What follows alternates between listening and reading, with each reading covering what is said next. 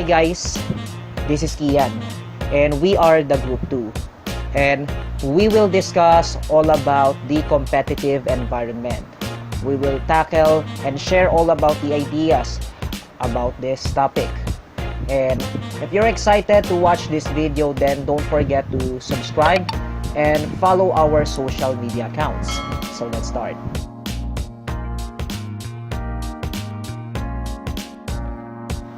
When we say competition, what's in your mind?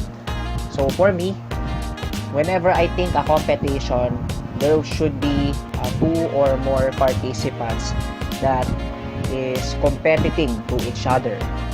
And competition, there should be like a rivalry or the adversaries involving in a situation. In the business perspective, the competition is very commonplace, and every services or products that you sell, there is a competitor that sells the same product or service. Competition is the rivalry among sellers trying to achieve such goals as increasing profits, market share, and sales volume.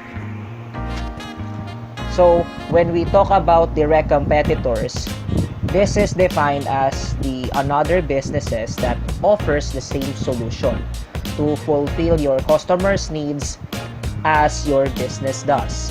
The direct competitors represents the most visible and competitive pressure that most business face. They are far from the only one, and companies are likely to gain or lose a significant share of customers from each other over the time because they serve customers and offer the same similar benefits.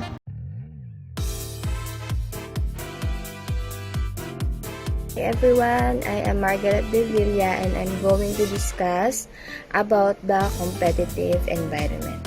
So, ang competitive environment po is one of the dimension or elements of the external business environment.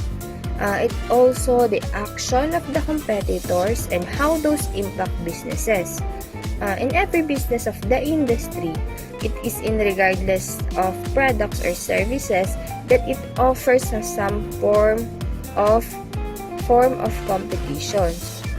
So, in competitive environment, we focus on what our competitors are doing for the purpose of positioning ourselves so that we can be more successful in the marketplace. There's been a lot of activity with regards of competitive environment that can serve as example. Google is one of them, which is in very significant battle right now with Apple. So when Google acquired Motorola Mobility for $12.5 billion noong taong 2010, ang purpose niya is mag-manufacture siya ng handsets like smartphone, tablets, and computers. And also, Google is trying to control the software piece. So, obviously, with the search and application, so they trying to control the hardware pieces na magdi-dictate of what type of software na yung mailalagay nila dun sa device. Apple naman din, hindi magpapatalo some steps to kind of protect itself. So, if Google has done things like installing its own search capabilities, and they also removed the Google Maps application entirely, the default application for iPhone and iPad. Those are constantly pitting one another against each other. They are kind of encroaching one another's turf because Apple is getting more involved in the advertising and search type. Yung search type niya, di ba kasi si Siri, and those different types of things. Obviously, Google is getting more involved in hardware. These two companies do evaluate each other, which we can see who has the advantage in the competition.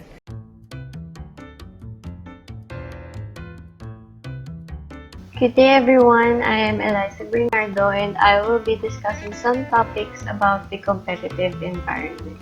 So let's start off with the elements. The first one is the business competitors. So these are the companies that operates in the same industry. In able to identify your business competitors, you should take a look at your market research where the other companies that sell similar products of yours are already evaluated. In simplest terms, it is just a company that rivals one another. The second one is the regulatory elements, that is defined as the government rules and regulations. This has a direct impact on the business environment where the other companies try to earn profits and able to compete with one another. So for example, the government decides to make it mandatory for the medical representatives to have license. Here, as a result, the competitive environment of a pharmaceutical company may change. For the third one, we have the differentiation. So it is an innovative element that cannot be predicted by competitors.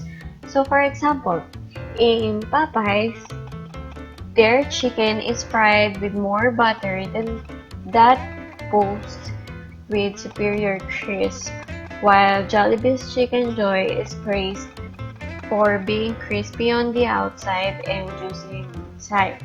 So that is their differentiation or the uniqueness of their business. The last one is the technology, and it is defined as the innovation advancement. It is a technological element that is influenced by the competitive environment. So for example, this pandemic, there are businesses who jumped in takeout services with the help of internet. So the business who rely on personal selling tend to fail because people are not allowed to go outside.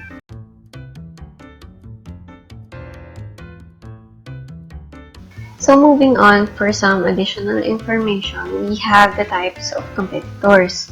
The first one is the direct competitors. So these are the companies that sells similar products and services. So for example, in cake, Goldilocks and Red Ribbon are direct competitors. So for the next one is the indirect competitors. These are the companies that offers slightly different products and services in the same target market. So for example, Absolute is a brand of drink, and their indirect competitor is Sprite, that is a brand of a soft drinks. So they both offer drinks. And another example is the Mang Inasal and Yellow Cup. So Mang Inasal offers rice meals while Yellow Cup offers pizza and pasta. So they both offer foods. They have slightly different kind of food.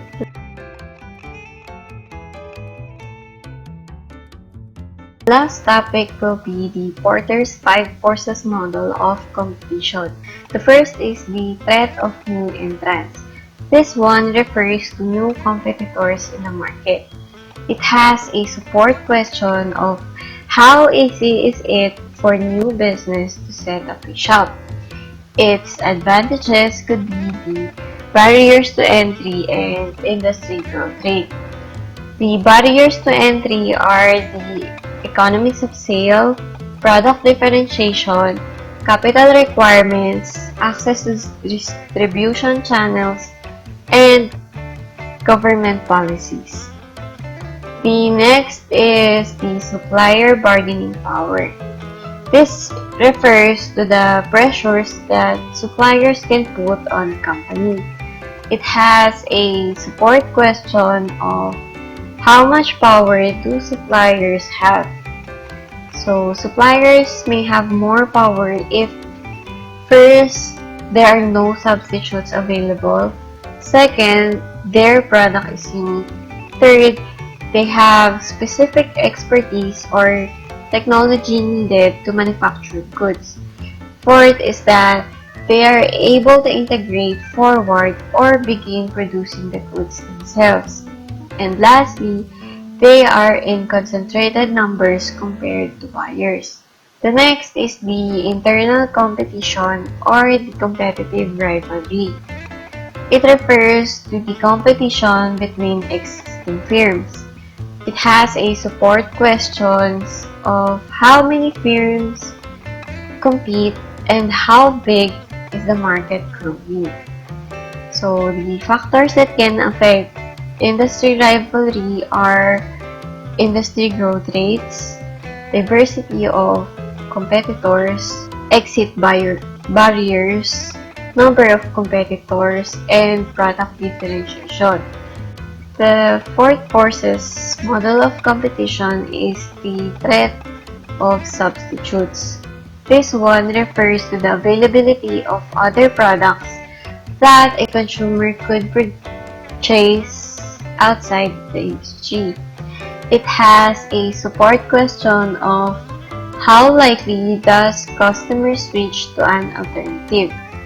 So the factors to determine if there is a threat of substitute are switching costs to buyers, relative price or substitute, and relative quality of substitute.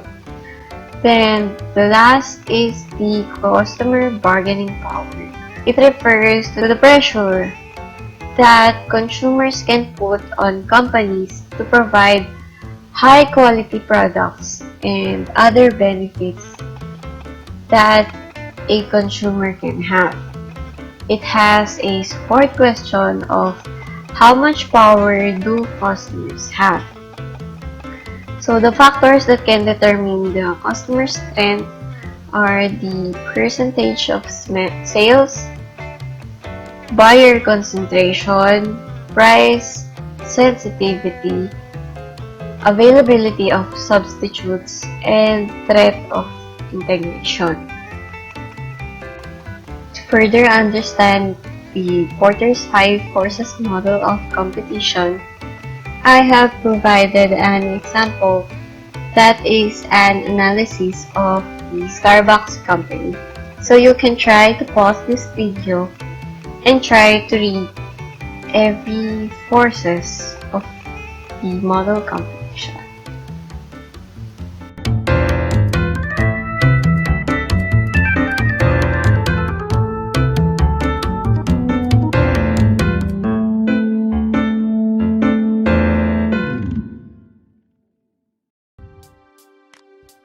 Hi, my name is Eileen Maco and my report is all about competitive strategies of the competitive environment. Let's start. Competitive strategies of the competitive environment. What is competitive strategy? A competitive strategy is a long-term action plan of a company which is directed to gain competitive advantage over its rivals after evaluating their strengths, weaknesses, opportunities, and threats in the industry and compare them to its own. The competitive strategy consists of the business approaches and initiatives undertaken by a company to attract customers and to deliver superior value to them through fulfilling their expectations as well as to strengthen its market position. A firm's relative position within its industry determines whether a firm's profitability is above or below the industry average. The fundamental basis of the above-average profitability in the long run is sustainable competitive advantages. There are two basic types of competitive advantage. A firm can possess low cost or differentiation. Competitive strategy determines also the direction, stability, and profitability of the company. There are 4 types of competitive strategy. The Michael Porter's 4 generic strategies.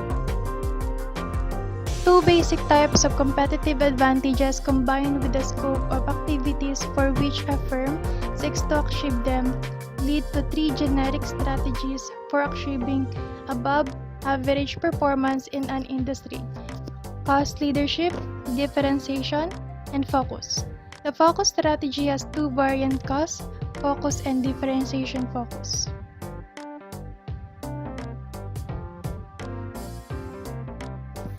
What is cost leadership? Cost leadership strategy is difficult to implement for small-scale businesses as it involves making long-term commitment for offering products and services at lower price in the market. For this purpose, firms need to produce products at low cost, otherwise it will not make profit. Since the low-cost leadership means to become low-cost producer or provider in the industry, any large-scale business which can provide and manufacture products at low cost by attaining economies of scale, there are many cost leadership factors such as efficient operation, large distribution channels, technological advancement, and bargaining power. For example, Walmart. Cost leadership in basic words means the lowest cost of operation in the industry. In low-cost leadership, a firm set out to become the low-cost producer in its industry. The sources of cost advantages are varied and depend on the structure of the industry. Here the example is the Walmart groceries, where it offers low prices, and for the country, I can say that China is using cost leadership since they are producing large quantities at low cost, low price. Next strategy is differentiation. Identifying attributes of a product which are unique from competitors in the industry is the driving factor in the differentiation leadership strategy. When a product is able to differentiate itself from other similar products or services in the market through superior brand quality and value-added features, it will be able to charge premium prices to cover the high cost. For example, Apple. Apple successfully differentiated their brand. In short, the differentiation strategy is the development of a product or service that offers unique attributes that the customers see the value and perceive to be better or different from the products of the competition. It is rewarded for its uniqueness with a premium price.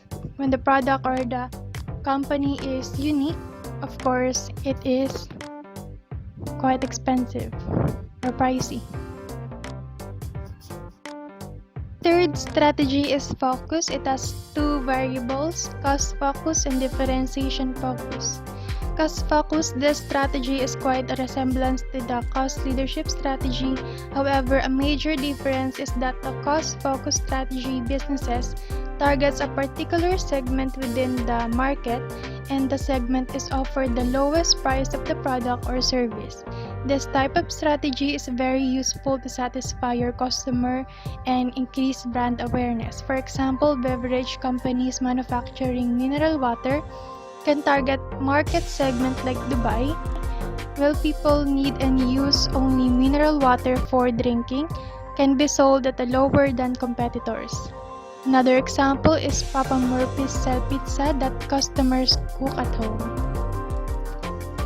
Differentiation focus, on the other hand, is similar to cost focus strategy because differentiation focus strategy targets a particular segment within the market.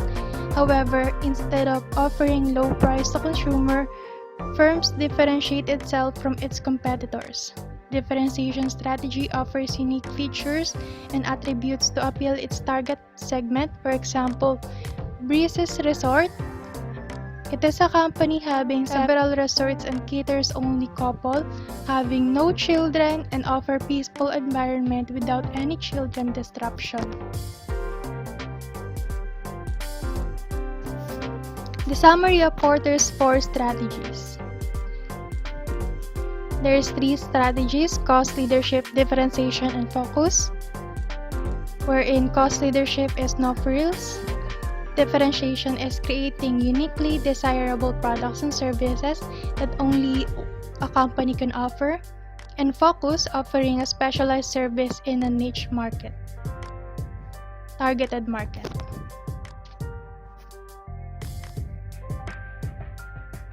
For the two variables of focus, cost focus, a firm seeks a cost advantage in its target segment. Differentiation focus, a firm seeks differentiation in its target segment.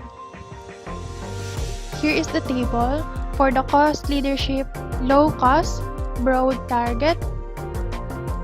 Differentiation is unique differentiation for a broad target. Cost focus, low cost, narrow target. Differentiation focus, differentiation unique, and narrow target.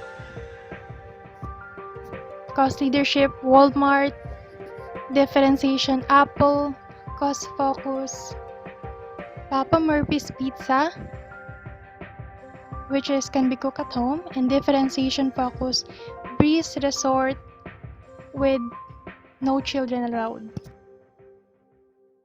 That will be all. Thank you so much. Again, this is Eileen Maco, and thank you for listening.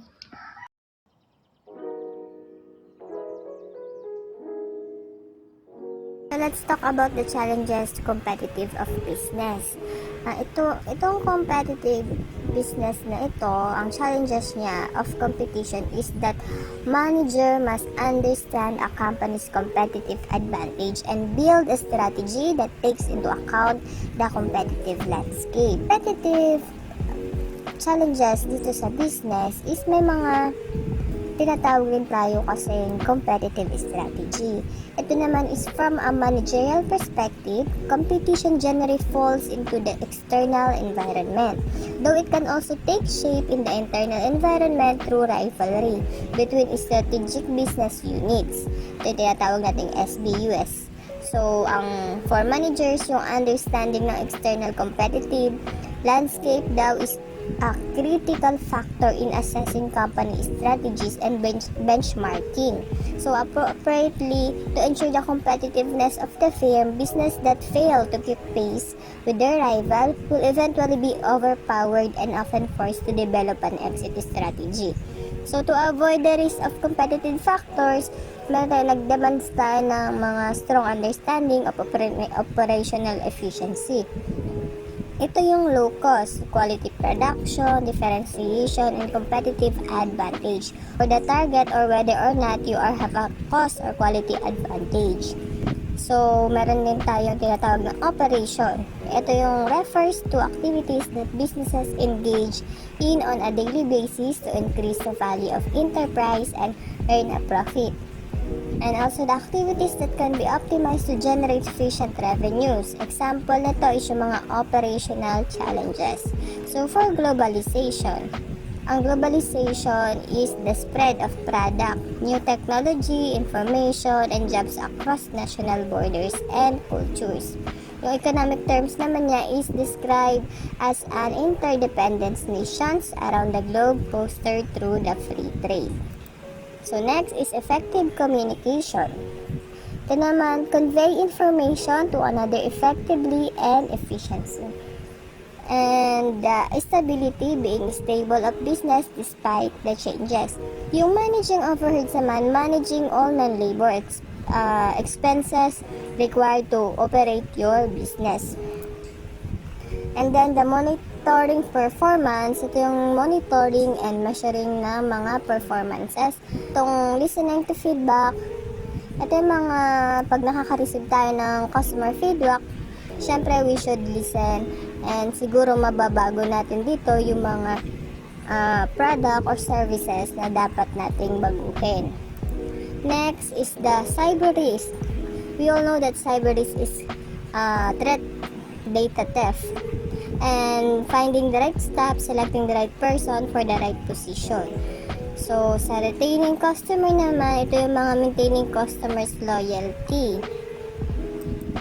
And sa responding to competition, when there is a similar product or services they offered by competitors. And About naman sa regularization and compliance, ito yung achieving goals while ensuring that they are aware of and take steps to comply with relevant laws, policies, and regulation. Logistical cost. Ang logistical cost is the expenses incurred moving product from sourcing raw materials to delivering customer orders and various steps in between. Example is the logistical cost, inventory. So, yung management cost ng inventory is cost or all cost associated with ordering, holding, and managing the inventory or stock of an operation or business. These inventory costs are broken down into three main categories. These are the ordering cost, carrying cost, and the stock out cost. What is warehouse cost? Cost of rent for warehouse for storing goods and products. While transportation mode shift costs are the travel expenses. Common modes of transport are railways, roadways, airways, and waterways. Next is the distribution cost. Ang distribution cost is involved those expenses related to the transport of goods. Distribution cost includes the movement of goods to sellers and customer. So, meron tayong tinatawag na creating global marks. Ito yung creating an image that conveys all of the values, expectations, and promises of the company. It improves and increases the chances of earning the customer's attention and even their loyalty. Leadership. Business is the capacity of a company's management to set and achieve challenging goals, take fast and aggressive action when needed, outperform the competition, and inspire others to perform at the highest level. Leadership can staying humble, having self-confidence, overcoming fear, dealing with stress and anxiety, and keeping leaders motivated, and then avoiding burnouts. So, how about the customer acceptance? This is the acceptance that the process by which an assessment is made of whether it is sensible or not to do business with a particular customer prospect. And lastly, the market understanding and branding. Branding by definition is a marketing practice in which a company creates a name, symbol, or design that easily identifiable as belonging to the company.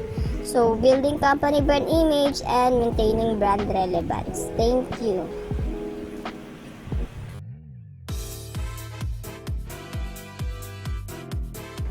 So, hi, hello. I am going to discuss about the competitive advantage and competitiveness. So, defining these two can be done from both macroeconomics and microeconomics reading of terms. So, nevertheless, both perspectives are connected each other, and it cannot be said that the company's competitive advantage, the microeconomics, influence and predetermines the competitiveness of the whole, meaning the macroeconomics points of view.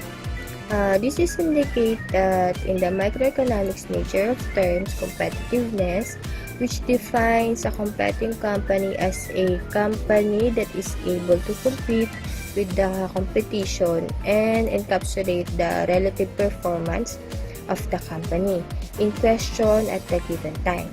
This general concept can be developed, and competitiveness defines as a characteristic which allows business undertaking to be successful when it competes with other business undertakings. So, ang competitive advantages and competitiveness are closely related to each other and are in fact relative terms. So, any identification of competitive advantage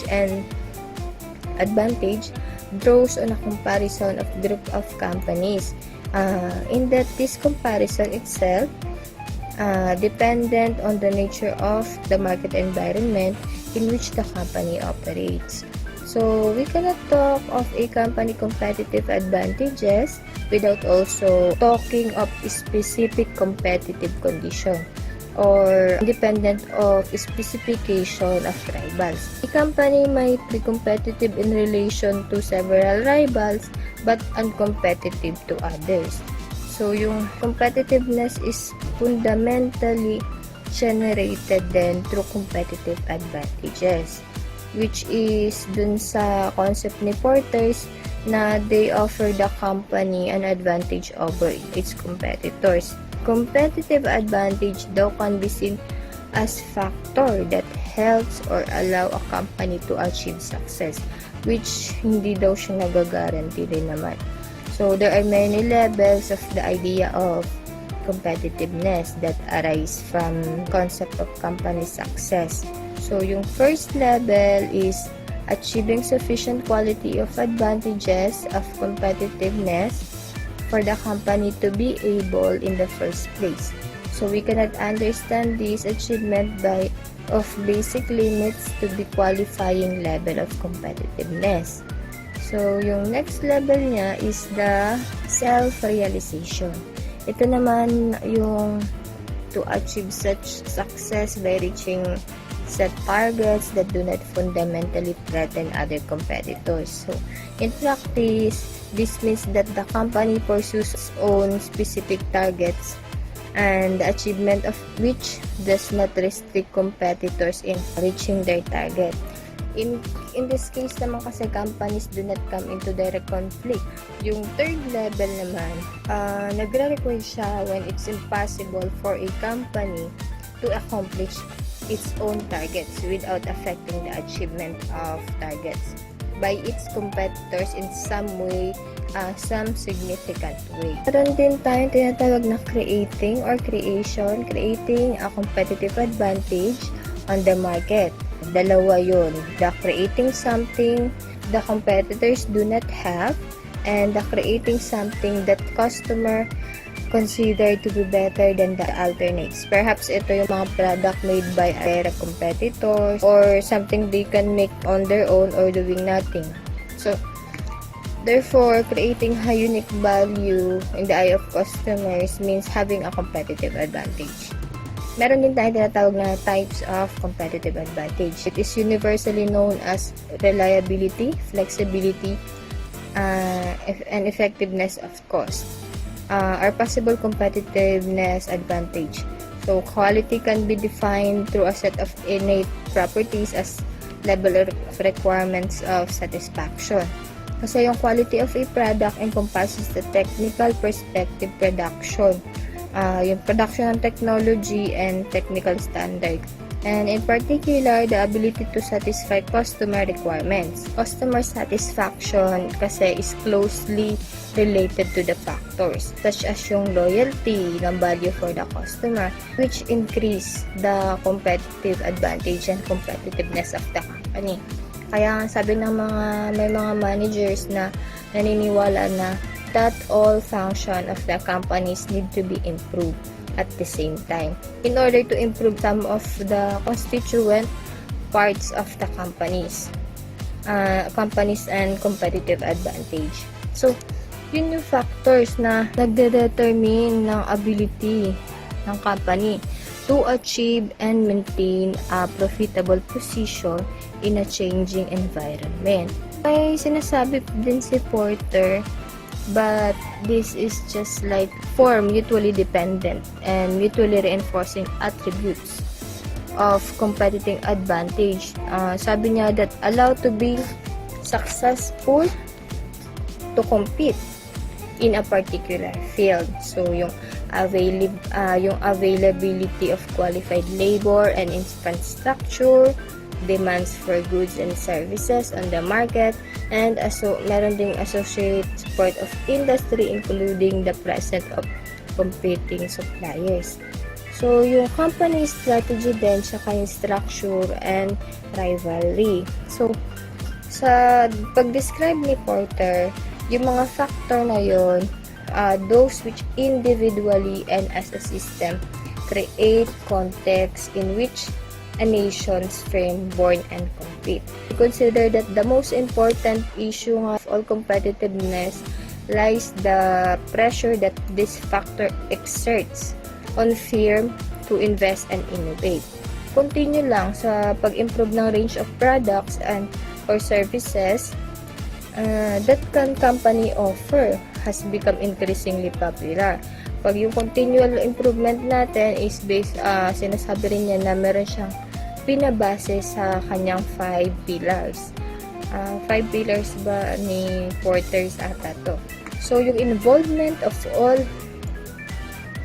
all company employees at all levels daw. So, looking for savings without making investment.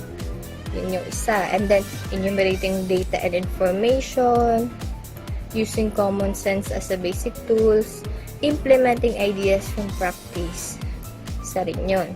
So, an increasing number of companies no longer focus on competition and employing the competitive advantage of price. Instead, concentrating na sila sa quality, service, and individualizing the range of goods and services that they offer.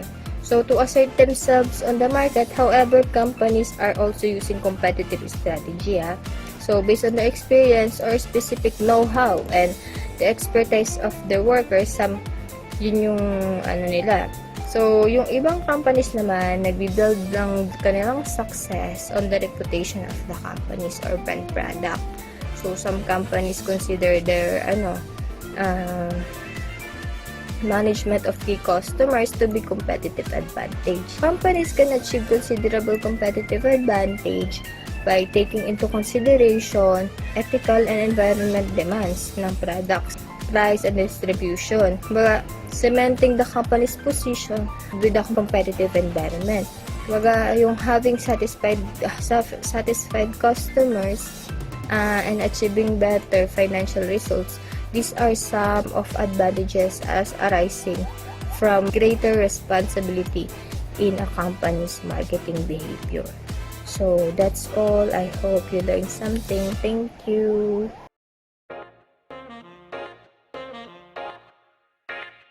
So right now, we will discuss the barriers to entry.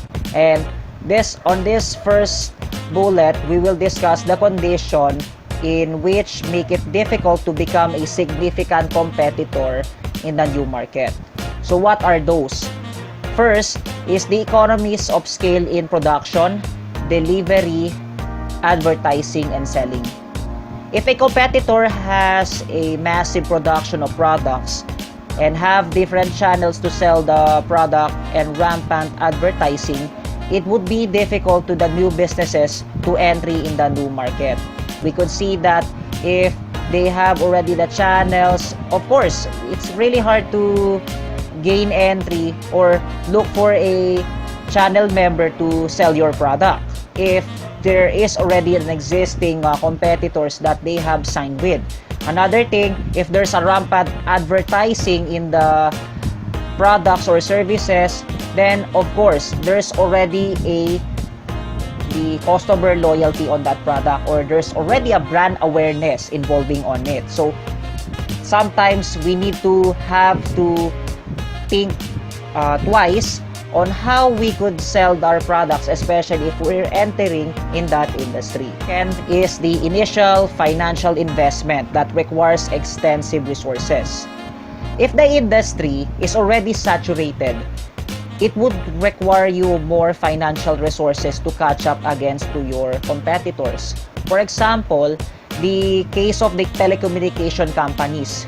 In order to have a market share, we need to extensively purchase land, to build cell towers, and to wide up your coverage and spending millions in the marketing campaigns.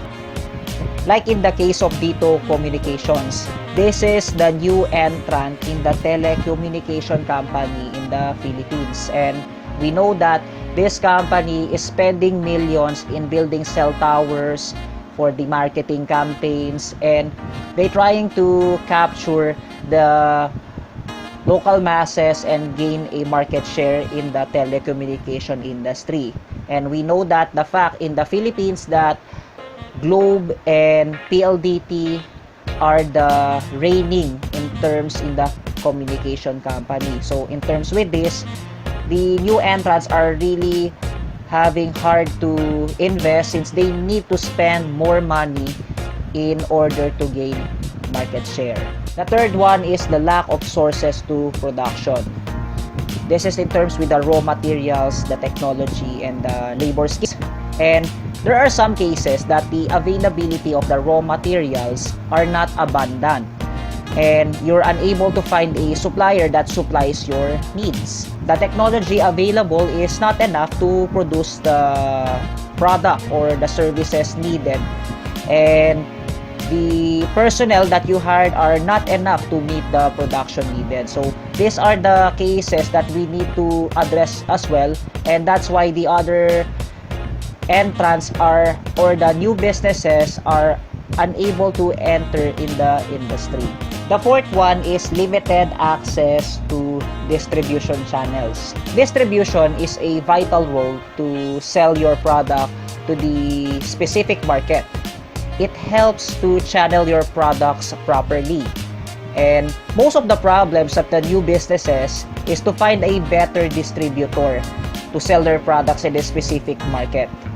It leads to a low sales if you're unable to find a distributor. And another thing is it's more costly to distribute your products if you're doing it as a company. And another thing is you're unable to reach your specific target market. One is the government regulations. Government laws are crippling the new businesses to sell their product. Like in the instance, if a company established to sell cigarettes, the government will control the business to their marketing strategies. The business won't allow them to advertise the products on TV. And in fact, in the Philippines, there is a law that is banning the advertising the cigarette companies in print ads or in the television. That's why nowadays we cannot see any cigarette brands that is advertising in the television. And another thing is they put the label, or on the cigarette label, the cause or the harmful effects of the cigarette smoking. So that's why tendency, if you're a customer, you won't be engaged to buy the cigarettes. And the government also will imply some excess taxes in your product that leads your products or your price increase. As a price increase, it will lead to a lower demand on your product. Last one is the customer loyalty to exiting sellers. So of course, if there's a customer loyalty in the seller's tendency, you won't able to get into the industry. On this one, we will tackle all about the barriers to entry, which is the conditions which make it difficult to live in an existing market. So first is no buyers.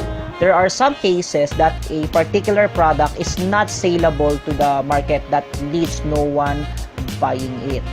So let's say, for an instance, if you're selling like the cigarettes, there are some cases that you won't be able to sell your cigarettes in the particular industry since this is not a necessity. There are a lot of people now are against with the cigarette smoking. One is high financial investments to facilities and promotion. If there's a high output, there should be a high input. If the competitor had invested much in the facilities and promotion, the new entrants would be challenged since they need to meet the spending of the competitors. Like in the case of the telecommunication companies, the new entrants should be investing more spending in the marketing campaigns as well as building the cell site towers in order to match the competitors' spendings as well. Third one is the long-term commitments to labor, sources of production, vendors, limited access to distribution channels. It would be hard to find a perfect supplier, the distributor and the labor, if these parts will be contracted to our competitor. They will not easily break their partnerships to their other businesses since they have already contract on that. So as a new entrant, we need to find a supplier, distributor, or a labor force that would allow you to have a contract with.